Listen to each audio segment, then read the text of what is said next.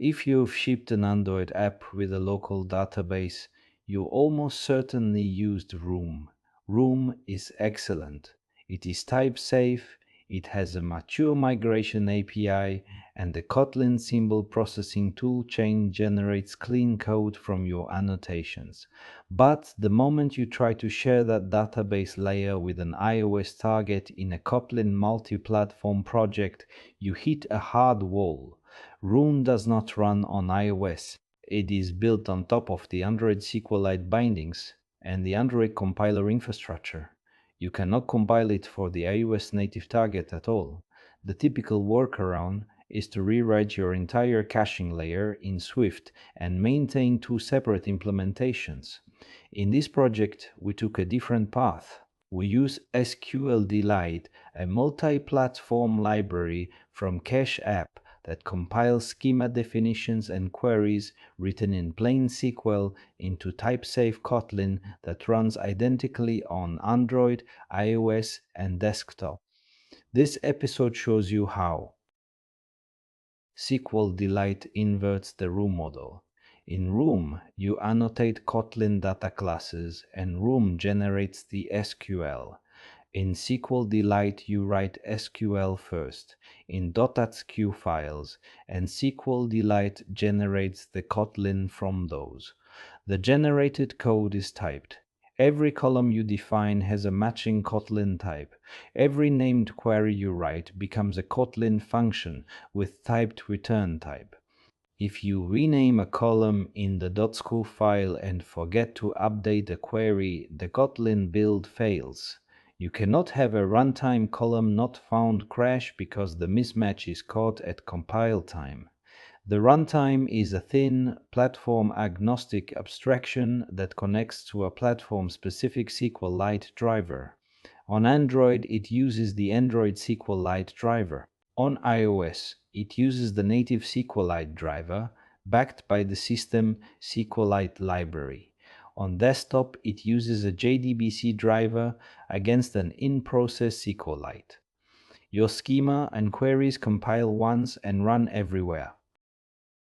In this project, SQLDelight configuration is centralized in a convention plugin located at build-logic eurostat.kmp.sqdelight.gradle.kts. The plugin applies two things. First, the base eurostat.kmp.library convention plugin, which sets up all KMP targets.kmt library convention, which sets up all KMP targets, and second, the apt.cache. Then it configures the SQLite block to create a database named appDatabase with its generated code landing in the package MyEuroStatApp.core.database.generated.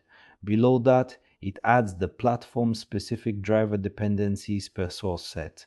Common main gets the SQLite runtime and the Coroutines extension. Android main gets the Android SQLite driver.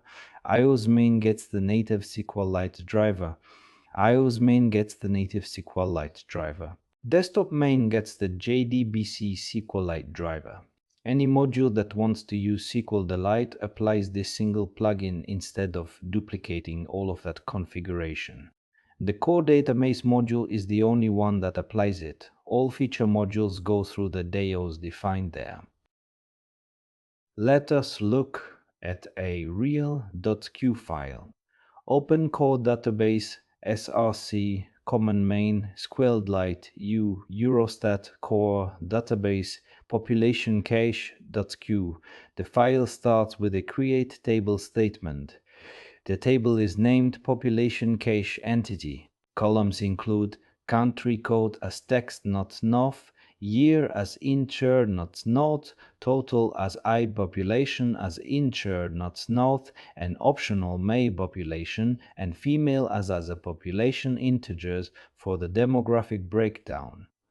The fetched asa epoch nesfetch asa epoch mouse stores the cache timestamp as an integer epoch millisecond value. The primary key is the combination of country code and year, which enforces one row per country per year. An index on country code and year follows. Then come the named queries. Query by countries and years is a select that filters by country code, INA list and year, BET when two bounds, ordered by country then year, BET when two bounds, ordered by country then year.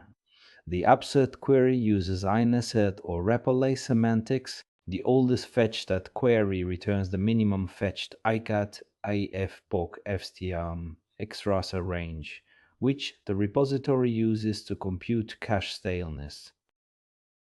After you run the Gradle task, generate common main app database interface, SQLDelight emits Kotlin source files under the build directory. Each named query in each .sq file becomes a function. The query by countries and years function signature matches exactly what you defined in SQL. It takes a list of country codes and the year range as typed Kotlin parameters and returns a typed query object. The upsert function takes the exact columns you specified. If you add a new column to the createTable statement, the upsert function signature changes to include that column, and every call site that does not pass the new argument fails to compile.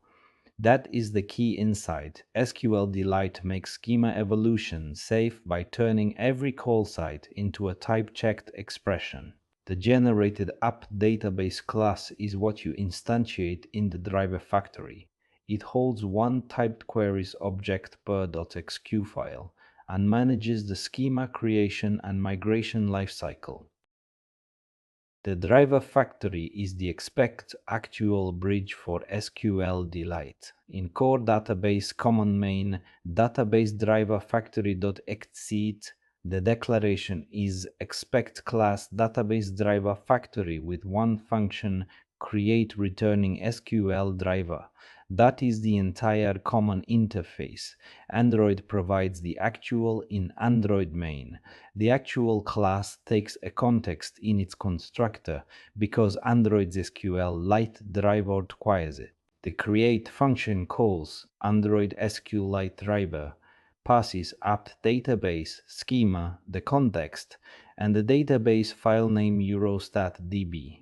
iOS provides the actual in iOS main. The actual class has no constructor parameters because native SQLite driver does not need a context. The create function calls native SQLite driver with app database, schema, and the same file name.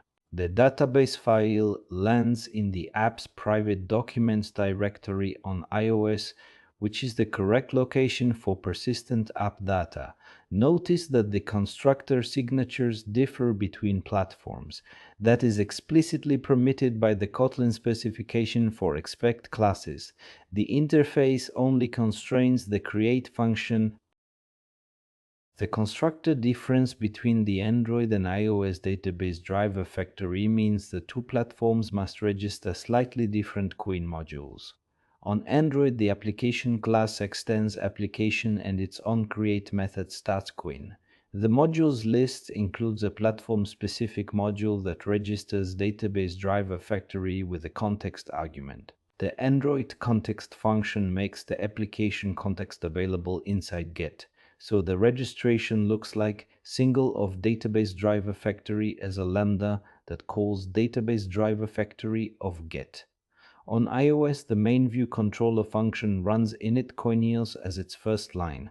That function starts Koin with the same app modules list, but replaces the platform-specific module with one that registers database driver factory with no arguments. The feature modules see none of this. They declare a dependency on their feature-specific DAO interface. Koin resolves it through the chain. DAO implementation depends on app database. App database depends on database driver factory. The factory creates the SQL driver. Done. There is a tin factory function in common main that bridges the platform-specific driver to the platform-agnostic app database. The function is named createAppDatabase and it takes a database driver factory as its only parameter. It calls driver_factory.create to get the SQL driver.create to get the SQL driver from your schema. It handles creating the tables if they do not exist and running migrations if the schema version has changed. This function lives in common main, which means it is identically callable from Android, iOS, and desktop. The Koin module in core database registers it as a singleton, single with a lambda that calls createAppDatabase of get. The get here resolves the database driver factory, which Koin has already resolved from whichever platform-specific module was registered at startup. The entire chain, from platform context down to a usable app database, is handled by Koin at runtime with no feature module involvement.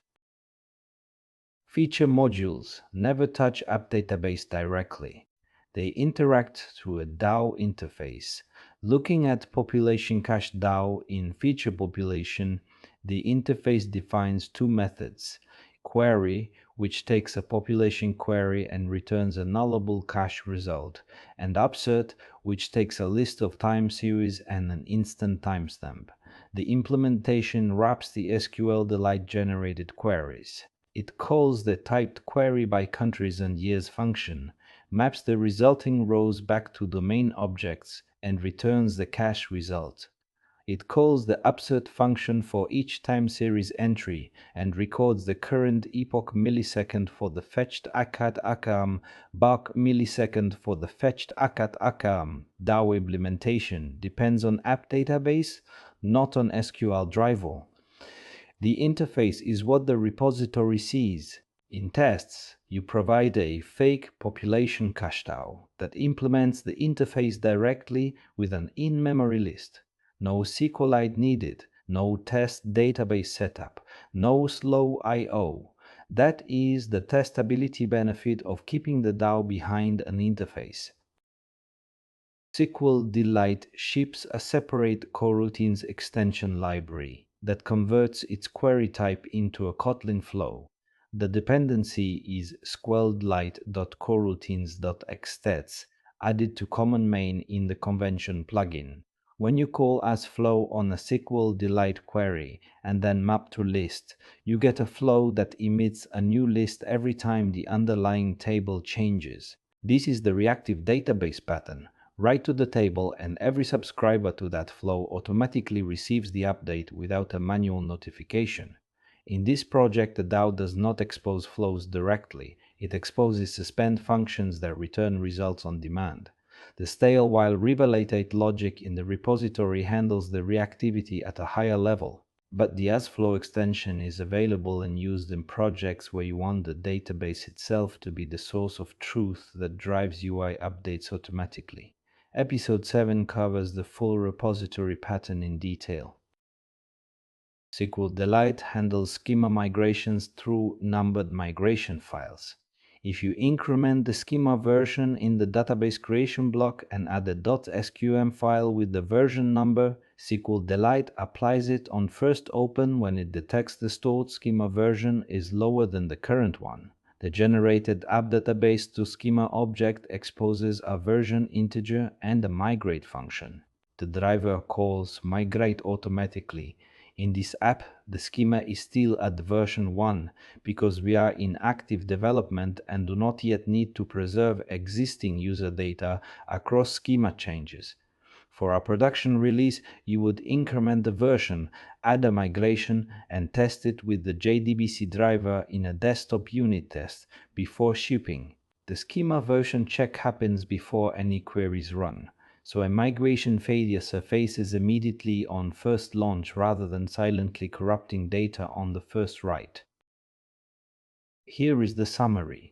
SQLDelight is the correct caching solution for Kotlin Multiplatform because it runs on every target, generates type-safe Kotlin from your SQL, and catches schema query mismatches at build time rather than at runtime. The expect actual pattern for the driver factory lets the Android version carry a context while the iOS version has no platform dependencies at all. Convention plugins centralize the SQLDelight Gradle configuration so every consuming module applies one line instead of duplicating 20.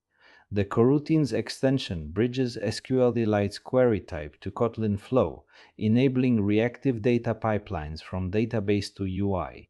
And keeping DAOs behind interfaces keeps tests fast by eliminating the need for real SQLite instance in unit test runs. In the next episode, we combine the HTTP client and the SQLDelight cache in the repository pattern with stale while revalidate. Repository link is in the description. Subscribe for more Kotlin multi-platform content.